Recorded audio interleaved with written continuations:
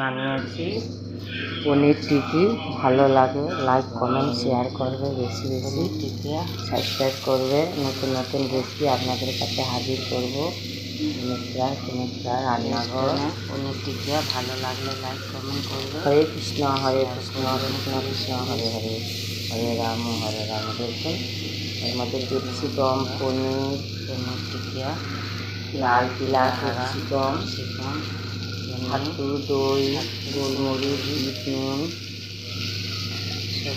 গরম মশলা গরমে হালকা করে গ্যাসে করে নেব।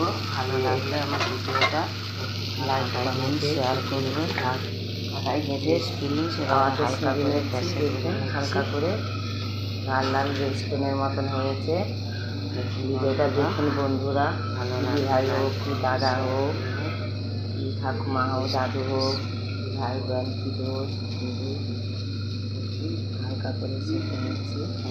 লাল লাল করে মিক্স করছি একসঙ্গে। গোলমরিচ,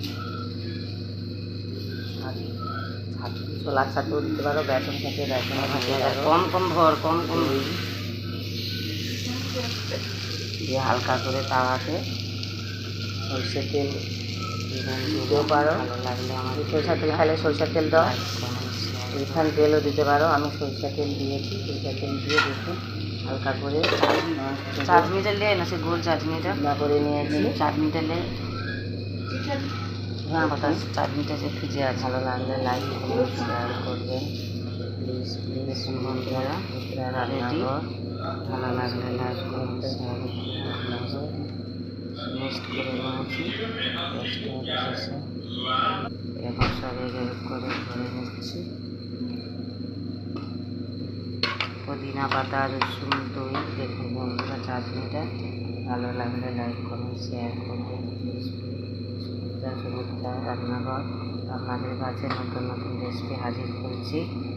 লাইক শেয়ার কমেন্ট শেয়ার করুন।